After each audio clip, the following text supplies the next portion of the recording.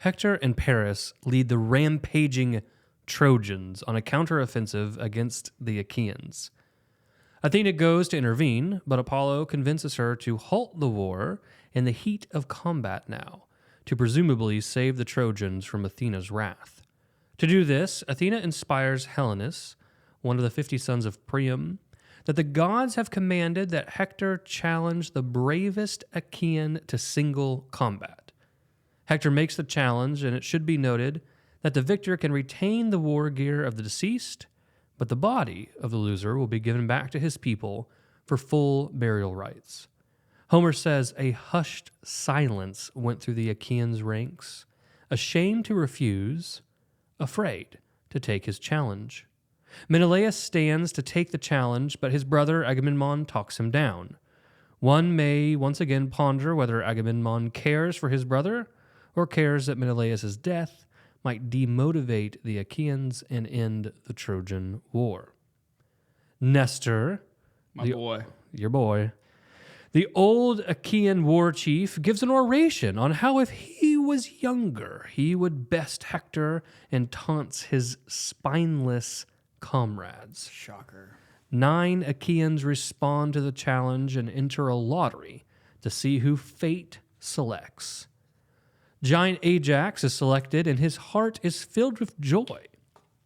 Ajax and Hector duel, and Ajax arguably has the better of Hector, who must be assisted by Apollo. But the duel ends at a draw due to nightfall. Both sides then separately come to the conclusion that the next day should have a break in the fighting in order that the dead may be given their ritual burials. The parties make an oath to this effect and bury their dead.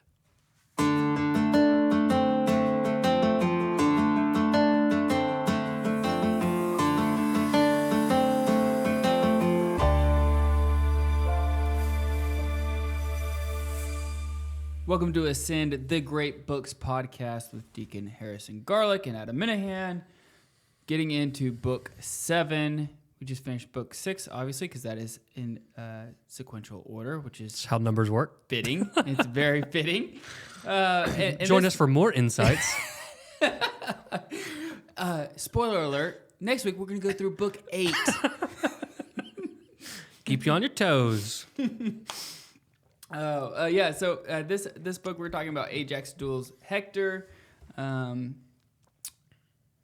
One that is interesting. There's a lot of fun. Like I enjoyed this book, although I don't like the ending. However, and we can get into that. But I did enjoy this book as I was going through some of my notes that I wrote in book 7. I realized I remembered. Oh yeah, I actually kind of like this part. I like that part. So last week I think that I gave it a harsh judgment up front. Saying like I didn't like it. I do actually like some of this chapter. I just don't like how it ends. Yeah, I think if we look at the last book, right? So since we've worked out our numbers in book 6, like this is the things that I bring to the table. This is what I contribute to the podcast. Are invaluable to the process. Yeah. So if you look at book 6, we discussed it having a theme of the family, right? We kind of waxed long about Bellerophon and this intergenerational guest friendship that we saw. We also then see Hector, right, having this kind of very warm embrace of his family and understanding and parsing out his piety to his family, to the polis, to the gods. If we could discern a theme there, I think that is certainly familial. I think this one starts to introduce us very heavily to the theme of burying the dead and the burial rites. This is going to become a key point to the entire kind of crux, zenith of the Iliad, right? The poem. So I really need to understand in this one, like, how each side comes to understand that they need to bury the dead. Why is this so important? Why does Hector incorporate this? Like why when they're fighting do they actually make these provisions? Like, hey, like if this happens, like you get the war gear, but like my people get my body back, right? Because again, I think that excuse me, allergies are still going on, so I apologize.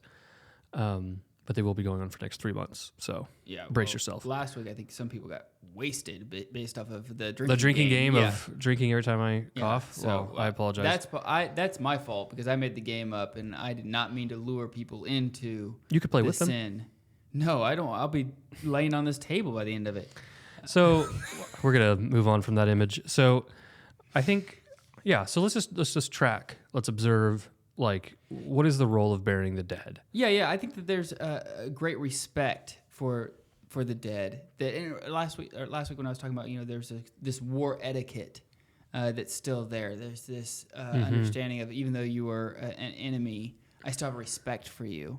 Right. And I don't know if that carries on today today or not, but it's very apparent that they still have respect even for their enemies. Right. Okay, so let's just look at a few themes. I think overall, it's a very direct book, right? It's mainly taken up by the duel. It's the setting up of the duel between Ajax and Hector. So as we mentioned in the opening of the narrative, you get Athena coming down, and Athena and Apollo kind of come to this conclusion or this agreement, if you will, of like, hey, let's just have them have a duel, and that's basically going to spend the rest of the day, right? And so we'll get through this day of warfare. I would point out that after just shy actually of line 40, right, Apollo actually talks about the fixed doom of Troy, right? It's just interesting again that Apollo's running interference for Troy, but he understands that there's been this decree, right? He understands that Troy is probably doomed, but he's still trying to do things to help Troy and the Trojans as the gods and the humans all kind of position themselves around what we might call fate, what we might call the will of Zeus, and this kind of notion that fate is fixed, yet malleable. Right? So Apollo's doing his role. They come to agreement. We talked about that this is how we get the battle. Hector's going to call someone out. And so one other thing to note, as Hector's kind of, I think he's already stepped into no man's land, and he's giving his speech about this duel that he wants to have. It's interesting on line 80, he says, excuse me, the oaths are sworn truce. Zeus, the son of Cronos, throned in the clouds, has brought them all to nothing. And all the father decrees is death for both sides at once, until you Argives seize the well-built towers of Troy, or you yourselves are crushed against your ships. Mm-hmm. Yeah, it's I took that as kind of like like almost like a blaming of Zeus here. Well, it's interesting, that Zeus broke the truce, right? So again, that's actually correct, if you remember. So Zeus did give permission, right? Mm-hmm. And then what is it? Our boy Pandarus, if I remember correctly, right, who breaks the truce. It's a Trojan. And so they swore these oaths to Zeus, and now they're kind of damned for it. The man who just has terrible luck. I'd like to know like the history behind the scenes of Pandarus, because like that kid, he was always probably like the last one to get picked for the football team. Like that guy, he thinks like he's the best, and then he never gets to go to prom. Because I'm sure they had prom back then, right? I think so. Yeah. That's in book 8. Yeah. So again, just kind of getting into this, it's funny because at one hand you could say, oh, look, he's blaming Zeus for this. Mm-hmm. But on the other hand, like we know that Zeus actually gave permission for the truce to be broken. Mm-hmm. So again, like how far do we make distinctions and how much daylight do we have between the actions of men and the will of Zeus? So then we get into, as we kind of opened talking about, notice the caveats he gives, or the provisions, right? The conditions upon the duel. Yeah, the terms of the duel. Right. Mm-hmm. Or basically that, what I want to point out here is that, yes, he's going to get his war gear, etc., but the body has to go back to his people, and he gives him full rights. Right? This is deeply important, right, to the Greeks. And Troy shares a Greek culture, what we would later call a Hellenized culture, right? Helen ends up being like the face of this entire culture, right? Mm-hmm, mm-hmm. That, part of this, of burying the dead, right, is part of your duty towards the dead, is giving them their proper burial rites, right, which then, allow them, just in a simplified fashion, allow them to go into the afterlife, right, in the best possible way, right, with their honor, with their glory, recognized by their comrades, as they go down into Hades. And so, this is an incredibly important part, and this forms a lot of the crux of the plot of the book, right? So we see this, once again, Menelaus pops up. We're getting this dynamic again. Menelaus pops up. Agamemnon says, please sit down. Yeah, hold on. Walk me through this, because I didn't understand this. Yeah, sure. On, what is this, like 7, 6, something like that. It says, a hushed silence went through all the Achaeans' ranks. Ashamed to refuse, afraid to take his challenge. So Hector challenges the army, and then like this hushed silence comes over. Like no one, like, oh, I wish I had the courage to do it, but they didn't want to do it. Yeah, so they're ashamed to refuse. Right. Right, so they know they have to take this. Someone needs to take it. Right. So, but then what happens? You got 9 guys who like stand up, right. And get chosen for the lot. So like what? Like I didn't understand that. Like how did we go from a hushed silence because no one has courage and they're ashamed that they're not doing it to all of a sudden like you get 9 guys that get to go into the lot, that are anxious, and the one who gets chosen is filled with joy that he's the one chosen. Like how does? Well, I think we can probably blame your boy Nestor, right?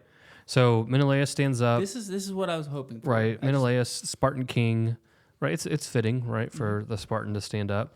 Agamemnon tells him to sit back down again, probably because if he dies, this is going to be bad. Right. So demotivate the Argives. Then Nestor stands up and he gives this wonderful speech, which is very much grandpa like of the Argives speech, right? Basically saying, listen, I'm old, so I can't do it. But if I was younger, I would defeat Hector in a heartbeat. And by the way, you all are all spineless. Back in '83, I could have thrown those footballs over the mountains. Could Right. have put me in, we would have won state. And he, it works, right? He did it. It works, right? So he, down at 190, right? 9 men jumped to their feet, right? Including Agamemnon, actually, which is interesting. Now, the one... I noted on there, I gave him props. Like, because I'm pretty critical of Agamemnon because I think he's super selfish and, like, I don't like him just in general. But credit to where credit's due. Like, it seemed like even if it was not, like, even with selfish motives, he did, as the king, step up. He did. Yeah. We can... I'm just trying to, like... We might give him that. Give him a little bit of credit. Like... The one I won't give credit to, or at least the one, I mean, I'm happy to be challenged on this. The one that actually kind of shocked me is that why is Diomedes needing so much, like, encouragement here? Like, you've been blessed by Athena and you've been slaughtering everybody. Right. Like, why are you afraid of Hector? You're the one everybody has forgotten about Achilles. Yeah. Because of you. That's a good point, right? Like, yeah, that was in the last book, right? That they said that the Trojans said that they fear Diomedes more than they fear Achilles. That's a great insight.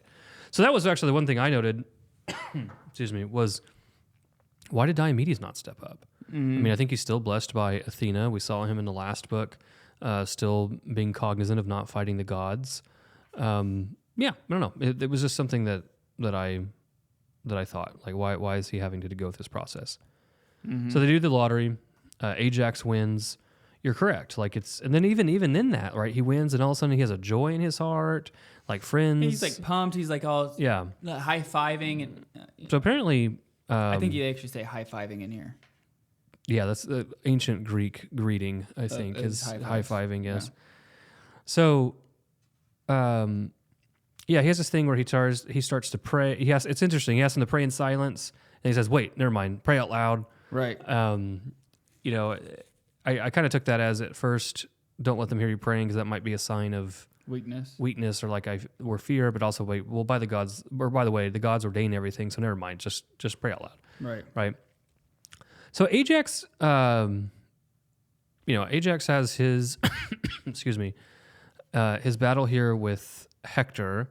Hector has like an interesting, so of course they have to have a dialogue, right? So around 270 or so, a little after that, right in the middle, it's probably 275 or so. Hector has, I just thought this was an interesting kind of phrase, right? They're going back and forth. And Hector says, "War, I know it well, the butchery of men. Well, I know, shift to the left, shift to the right. My tough tan shield, that's what the real drill. Defensive fighting means to me. I know it all, how to charge in the rush of plunging horses. I know how to stand and fight to the finish, twist and lunge in the war god's deadly dance. Yeah, so to me, this is like a speech from a guy who's worried.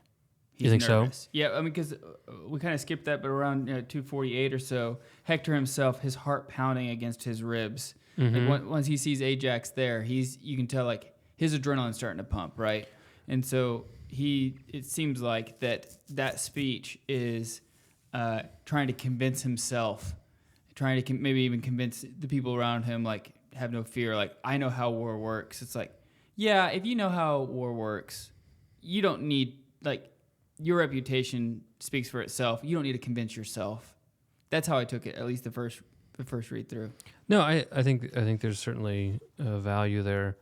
And we should keep in mind that Ajax, if you remember the opening, right, of the Iliad, Ajax is listed as the second greatest warrior of the Argives, right, of the Achaeans, behind Achilles.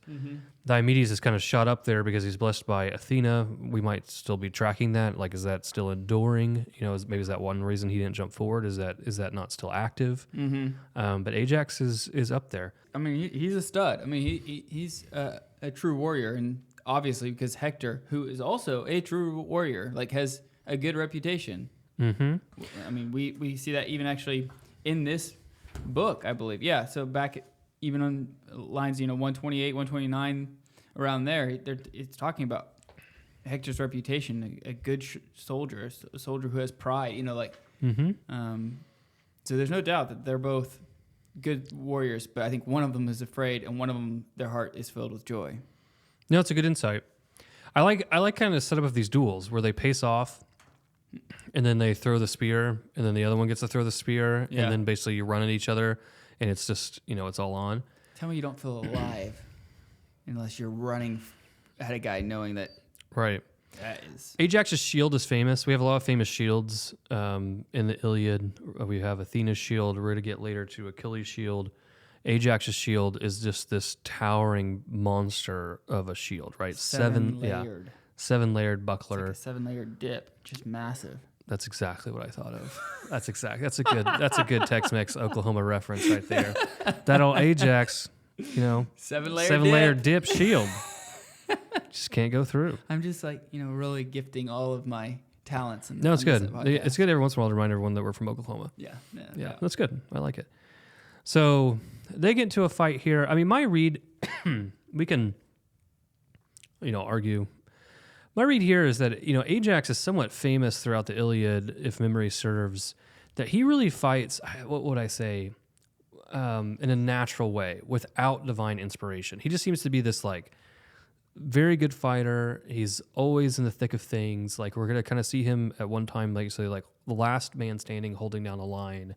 He seems largely do it by himself. And unless I missed it somewhere, he's not blessed by a god in this process. But in the midst of the fighting, Apollo actually has to save Hector, right? Hector actually gets pulled up by Apollo. I mean, how many times are the Trojans going to get bailed out by the gods here? Well, especially even the family, right. Priam's family, how many times are they going to get bailed out?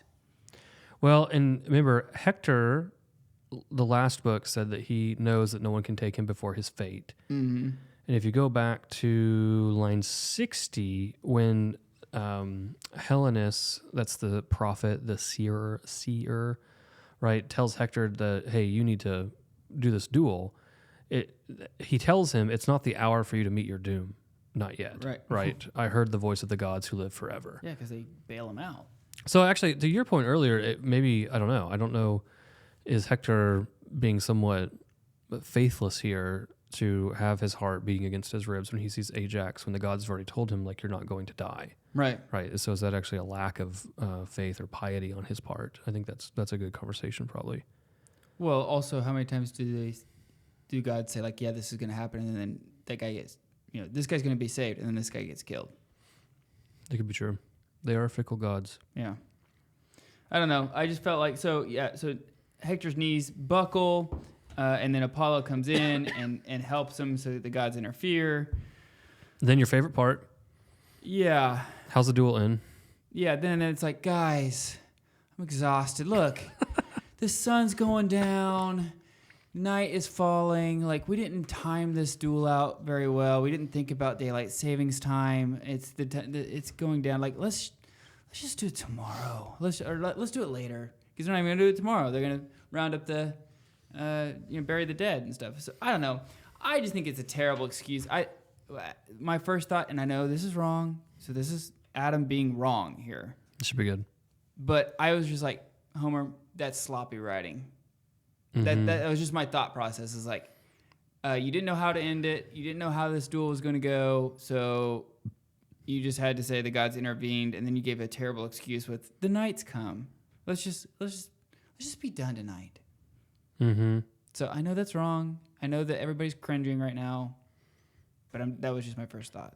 I found it's not very satisfying, right? No, it's not. No, it's not satisfying at all. What's interesting though is in a part that I sometimes as you kind of step back into this culture, there are things sometimes that surprise you. It's an unsatisfying ending, I think, at least particularly on like your first read. What's really notable to me is that it's both sides. I mean, it's not like Hector trying to like pull one here and say, "Hey, let's quit, guys," right? Because I'm getting helped out by a god. It's both sides, like this, not Ajax and Hector, but they're respective men crying out for a truce and making statements like, "You're both great fighters, right? We all know that full well. Night comes at last." Like we kind of read this, or at least my first read on this is like, this is lame, right? It's interesting that like the men seem to watch this and realize that both these men are blessed by the gods, or at least favored by the gods. One only seems to have divine intervention. Yeah, the one who lived. And then there seems to be like this movement to then like extract them both from the duel. It's an interesting dynamic, I think. Yeah. Maybe not a very satisfying one. So they called the truce. Hector talks about some fatal power, right, that might decide about them later. They do the friendship, so there's a exchanging of gifts, right? And then what about, okay, so Adam, we need to talk to our audience a little bit about you and your... Oh, great. And your little bit of background. I have no idea what you were about to say. Well, last time we talked about that you are an accomplished author. You have this book, Living Beyond Sunday, about the domestic church, right? You have a successful podcast, not this one, but another one, right, that you have, right, the Catholic Man Show. Oh, I thought you were going to say Tulsa Time. You also have Tulsa Time with our bishop, right? It's hard to keep up with your accolades. But one of your other accolades is that you are an accomplished hunter. Right. So I do enjoy hunting. You like deer hunting. Yes. We have this. I also like to go deer hunting. We have this thing where I send you a picture of the buck that I get, and I'm very proud of it. And you tell me that that's cute. You keep those kind of racks in your garage, is what you told me this year, and then sent me the picture of the monster buck that you got. And then I found out later that you got another monster buck with like a bow or something, but you didn't tell me about it because you felt that I would be discouraged from hunting because you were just apparently tripping over monster bucks where you hunt. So I'm not bitter. I'm just mentioning it. As I, hunting is like, it's feast and famine, man. So there's sometimes that things go well and you run into bucks, and then sometimes you don't run into them for years. So you just take what you can get. But both of us enjoy hunting, right? Yes. Joking aside, we enjoy hunting. Right. I think both of us enjoy the same process of, I will go out in the morning. This happened perfectly. I got 3 deer this year, 2 bucks, 1 rifle, 1 muzzle loader, and then I got 1 little yearling doe. The idea of, shooting a deer in the morning, field dressing it, bringing it back to the house, butchering it, packing it up in the freezer, right, grinding meat, right, and it's on the table for dinner. Right. I mean, this field to table in a single day, and having the skill set to do. I mean, that's because I haven't been hunting for very long. This is like my 3rd year, I think. And that was something like I wanted to do, like for my family. It's something I wanted to show. I've got 4 little ones. That's one thing I wanted to show my kids. Butchering the deer is actually a familial process, right? Yeah. Like the kids have their role and things like this.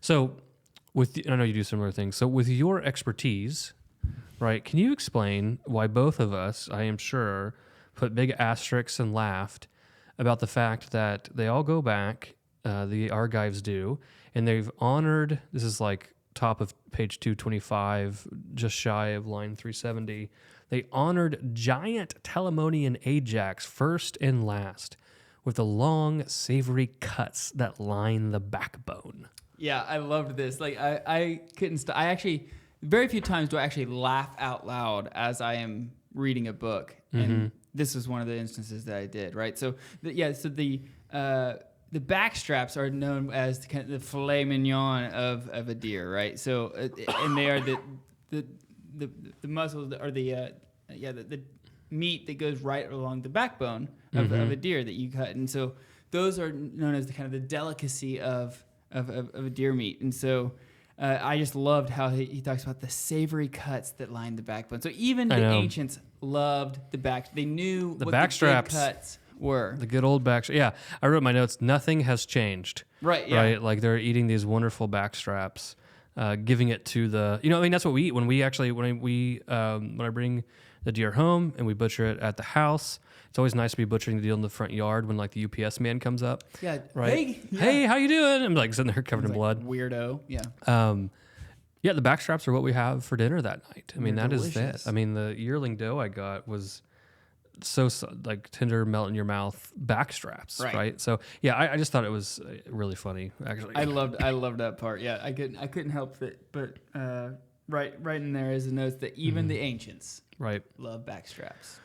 So at some point, actually, I think I would love to have a more in-depth, direct conversation on hunting and like the culture of hunting and being in the woods, and then the process of being able to take an animal from field to table. And even fishing. Fishing would be another right. Fishing would be good. I'd have to rely on you much more on that conversation. I'm still we can bring my nascent fisherman. Bring my son Luke into the game and have him actually explain it to us. He's like a state champion. Like he's much better fisherman than I am. He's a better fisherman than I am as well. Yeah, good. We will have a 9-year-old on the podcast soon to explain to us how to fish. Okay. Yeah. So moving on. So the Achaean side narrative here kind of ends with, hey, we need to bury our dead. Maybe can we ask the Trojans for a truce in the morning to bury the dead? Then it shifts over to the Trojans. So this is around line 400. I will note that right after that, so like 401, Antenor, a Trojan, has something to say. And he says, "Hear me, Trojans, all our loyal allies. I must speak out what the heart inside me urges. On with it, give Argive Helen and all her treasures back to Atreus' sons to take away at last. We broke our sworn truce. We fight as outlaws." So many things about this. One, it's Argive Helen. Right. It is not Helen of Troy. Right. It is Argive Helen. Give her back. Give her back all her treasures. And notice, we broke. Excuse me. We broke our sworn truce. Right, we fight as outlaws. This is the truce, remember, at the very beginning when Menelaus and Paris were going to fight. And so we fight as outlaws, right? We're now cursed by Zeus because of this. And compare that to Hector's earlier statement in which he says Zeus broke the truce, right? Right. And again, at this point in our kind of maturation and understanding Homer, you could, I think on a surface level, say, look, one's blaming humans, one's blaming the gods. I think by book 7, we're starting to understand that in certain ways they're saying the same thing, right? So it is probably not a shocker that Paris, right, who you pointed out in the last book, I think very correctly, right, that his piety, the hierarchy of his piety in his heart is all disordered, right? He's going to put his relationship with Paris above his own family, above his own polis, and then it's a kind of a crapshoot about what we think about with the gods, right? Some he made happy, some he made very angry. Right. But either way, Zeus is pretty much damned to Troy through his actions. So he won't give up the woman, but he'll give up the treasures. So here comes Priam. And again, this is something, who is Priam? He's the king of Troy. Where is he on this? I mean, so he won't make, notice he doesn't make Paris give back Helen. He'll offer to give back the treasures, right? But he won't force him to give her back. Well, in there back in this time, and correct me if I'm wrong, maybe I'm wrong here, but it just seems like that there's such a loyalty to family name that even to the point of like, I will do the wrong thing to save my family name. I mean, it could. I think that could be it. I mean, you could have a disordered relationship between a father and son here, right? That he'll support the son even in his error, right? But the problem here is that you're the king, and as we know, broadly speaking, right, like sin, or just broadly speaking, error, is never private, right? It affects the community. And so you would think then the king would have to recorrect in the fact that like he supports his son on this, it's threatening Troy, right? But he doesn't. But he does mention on 430, he speaks of Paris who caused our long, hard campaign, which is interesting because remember when he spoke to Helen. Yeah, he was saying like, it's not your fault. When he spoke to Helen on the walls, he said that it was the gods. And again, as our our maturation has happened in understanding the relationship between human action and divine action, you know, are these really competitive? Or are they really talking about the same thing, right? So then we get this wonderful dynamic that we see a lot where a messenger goes to give something.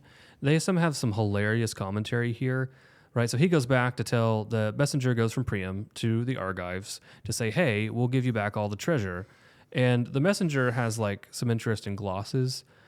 He talks about, when he mentions Prince Paris, he says, would to God he would have drowned before that day. Right. That was not in Priam's original statement. Also, he refers to the lawful wife of Menelaus, right? So there's these, commentaries and stuff. Tell me how you really feel. Right. It's interesting then that Diomedes is the one then that stands up and says, we're not touching, no one touched the treasures of Paris, Helen either.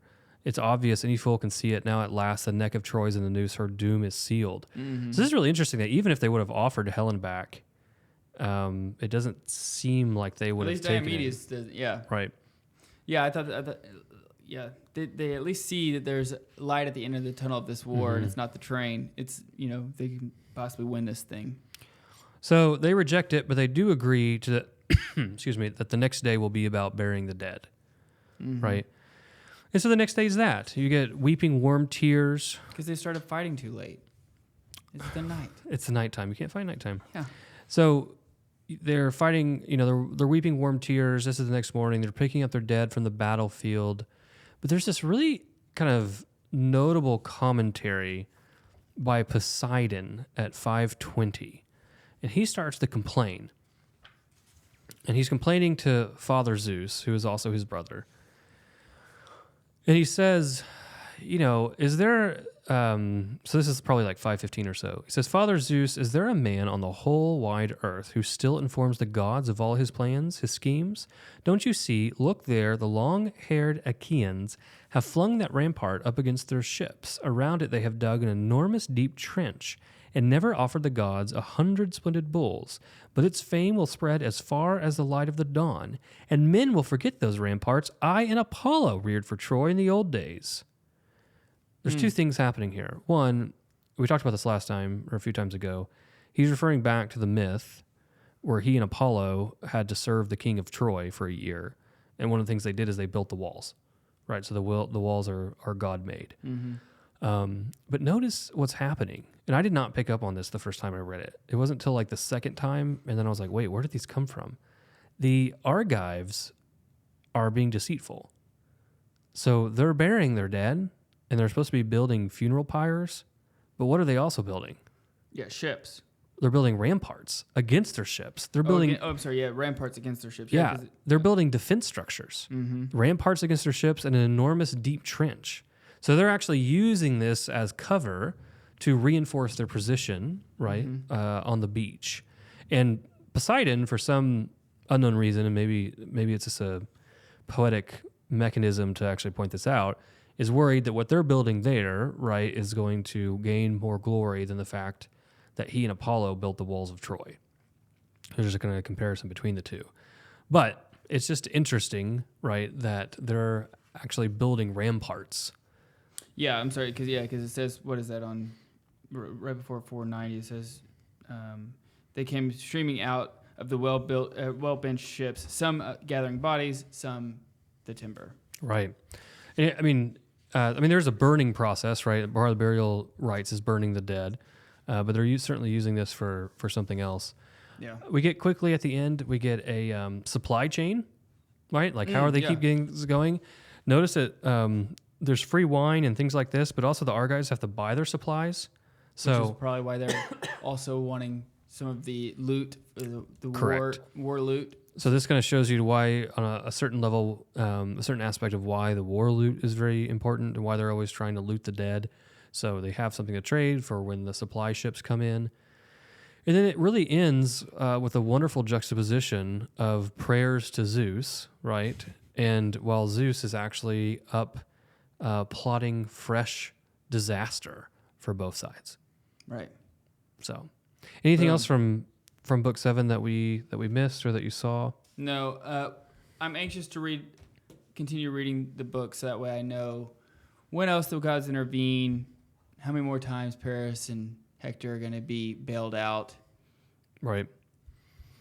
But We'll overall, I think the takeaway from this one is the importance of burying the dead. Right. And that is a ritual. And don't start fights too late. And don't start fights when you all have to, nightfall hits. Yeah. That's good. Take into consideration daylight savings time. Okay. I'm done. I'm done with the book.